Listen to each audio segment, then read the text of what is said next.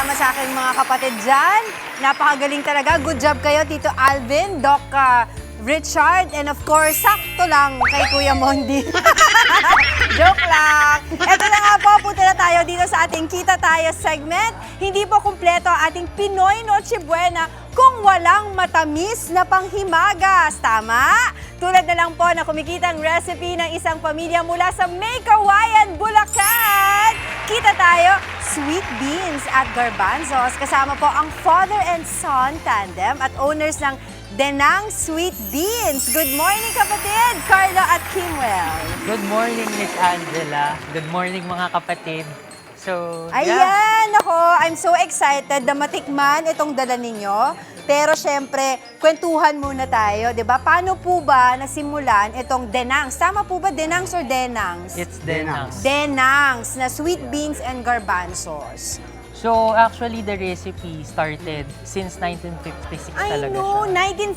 1956 mga kapatid ha. Apakatagal na nitong recipe na to at buhay na buhay ngayon, 2025. Go ahead, sir. So, ayan, parang fourth generation na ako. Oo. So, pasa-pasa siya from my father's lola, tapos napasa sa lola ko. And then ngayon, na kay papa na siya. And Talaga? yan, tuloy-tuloy. Si Papa po, si Sir Carlo ang nagluluto na ngayon. Opo, Miss. Oo. So, para po sa inyo, bakit niyo po naisipan na ituloy itong business na sweet beans and garbanzos?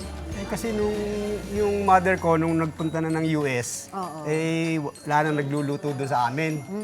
Ako, ang trabaho ko talaga nung una, stone setter ako sa alahas. Opo, Nagkakabit ng mga opo. diamond, ano. Naging sideline ko siya, pagka magpapasko, pagka yung may mga nagpapaluto, may mga okasyon. Oo. Ayun, nagluluto ako, hinahanap-hanap ng tao. At nadadala niyo pa po to sa ibang bansa? May mga umu-order sa akin na Umu-order. dinadala pa talaga Kayo sa po ibang mismo bansa. hanggang ngayon na nagluluto? Mm. Talaga? Mas- Pati naglalagay sa ano? Oo. Talagang Ako lahat, hands-on umpisa kayo? ako. Yeah. Oo. Saka hindi basta-basta ang pagluluto ng beef, napakahirap lutuin. Yun nga po, gusto kong itanong, iba paano niyo po na-maintain yung lasa, di ba? Yung quality nitong sweet beans na ito and garbanzos na negosyo ninyo. Ang pagluluto kasi nito, kailangan sa paglalaga pa lang, ma-perfect mo na. Pagka hindi mo to na-perfect sa laga, sa pagmamatamis mo, sira na din to. Oo.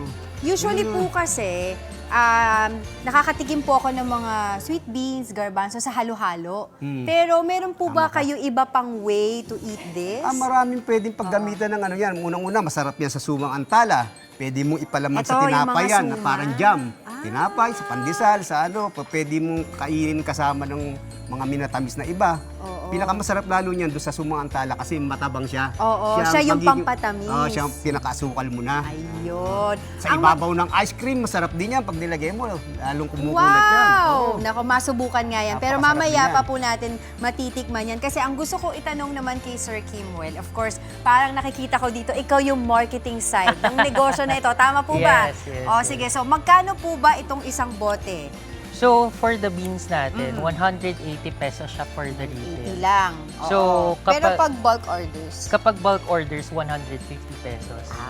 So, okay. kapag sa garbanzos naman natin, 210. And then kapag sa wholesale, 180. 180 na siya. And then, ang shelf life po nito? So, sa shelf life kasi nito, since nagkakaning kami, so hindi lang siya basta yung ilalagay natin, Yeah, tapos yeah, yeah. ipapak na natin. So, kinakaning pa namin siya. So, nape-preserve natin yung Oo. beans. So, up to 9 months. Ah. So, but kapag nabuksan na siya, so umaabot siya ng 1 to 2 months kapag nasa ref. refrigerator. Oh, basta pag nakabukas mga kapatid, dapat ilagay na sa ref. Pero pag hindi pa naman, pwede lang siya room temperature. Yes. Tama. Ang mainam pa dito kasi Pasko na, ilang araw na lang Pasko na, yun sa mga kapatid po natin na nag-iisip ng ano bang magandang pangregalo, di ba sa ating mga kapatid, ay pwede rin. Yes, Di ba yes. tulad po na ating mga dala dyan, nakapack na siya, pwede nang Yup. ibigay. Pwedeng i-order ng nakapack na, of course. Yun ang maganda dito. And of- Actually, marami talagang kumukuha sa akin yan, pang regalo, tuwing magpapasko. Oo. Kasi nilagay na sa mga... Oo, kasi di ba, homemade Handaan, siya, oo. made with love. Tapos Pinoy na Pinoy ang datingan, di ba? Tapos masarap pang kainin. Ang tanong po dito, magkano na ang kinikita nyo kada buwan? Pagka mula January hanggang August, mga 12 lang siguro. Dahil di ba, pero pagdating ng mga Berna, maabot na lang siguro ng 6 digit. Wow, yun ang maganda doon, di ba? So like for example, last year parang nakabenta kami ng 3,000 bottles. And 3,000 bottles! And this year, we're also, parang nasa 5,000 bottles. Kulang pa yun kasi hindi ko kaya lahat ng order sa dami ng mga sa akin. Hindi Kasi ko kaya lutuin. alam niyo mga kapatid, kanina nagkukwentuhan kami. Sila lang din talaga magpapamilya, nagtutulungan dito sa negosyo na ito. Di ba po? Oo, so talagang pagka maraming order, mahirap pero good problem. Yes, Di ba yes. po? Okay. Tsaka ang maganda po dito, since 1956 pa nga po itong recipe na ito, talagang legasiya na po na inyong pamilya. Ikaw ba, marunong ka na magluto nito? Inaalam pa lang eh. Inaalam Medyo pa lang. mahirap kasi talaga na Oo, lutuin. tuturuan niyo siya, tinuturuan niyo naman Kaya po. hindi mahabang pag-aaral bago ka Oo. matuto talaga yun. Okay, so ngayon ang masaya dito ay yung tikiman portion. Gusto ko malaman kung bakit ba tumagal ng 1956 to. 'Di ba itong beans na to? Pero syempre bago ko to tikman, tatawagin ko na ating mga kapatid, ang ating Tikim Squad! Good morning po. Okay, titikman ko na tong beans na to.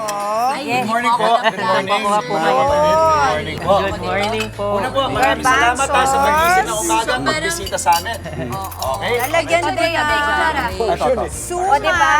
Eto na. Matikman niyo Alam mo, naman. parang feeling ko Kaibahan parang na sa tayong kinakain nag-ano niyo. ngayon. Parang ang glimpse of our Noche Buena. Diba ganito, salo-salo, share-share.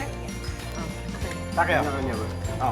O, parang gusto ko dito sa ano. Grabe.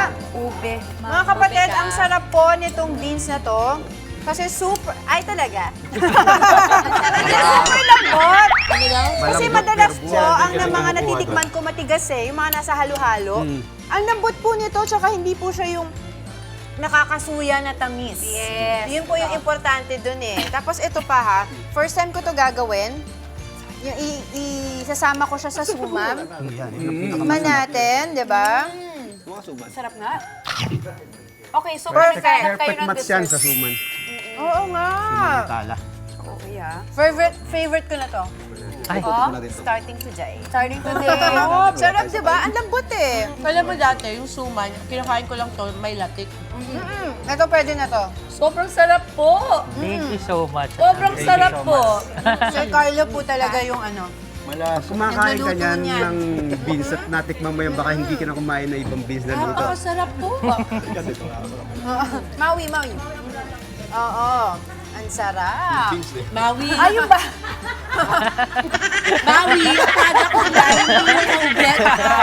Leche flan, yung beans. Alam niyo, Okay. sabi ko nag-disclaimer ako kasi uminom ako ng gamot kagabi. So, yung Ang dami mo sinasabi, tikman mo na lang. Hindi, kaya kami natatawa, Maui, kasi sabi mo, ang sarap ng ube. Ito po yung produkto nila, Maui. Hindi leche flan, hindi ube.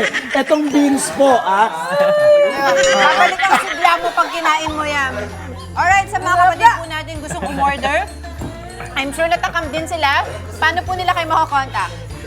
So, pwede po kaming makontak through our Facebook page, then ng Sweet Beans. And yung number po namin, 0915-667-0453.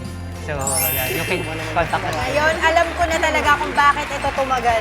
1956 pa. Grabe, no, Jel? Super Oo. sarap. Alam mo na kung bakit. Pero in fairness naman kay Maui, masarap nga naman yung suman ni leche flan, yung ube ng dito. Ang sarap po ng ube nyo, ng leche flan nyo. Pero maraming salamat po sa pagdala ng beans nyo. Maraming salamat. All the best, God bless you more. Merry Christmas po sa inyo. Alright, maraming salamat Carlo and Kim. Meron talaga namang kahit sino pwedeng magnegosyo para lahat. Kita tayo. Mga kapatid, Angela Lagunsad Castro po para sa komprehensibo at makabuluhang balitaan at talakayan. Mag-follow at subscribe na sa social media pages ng News 5.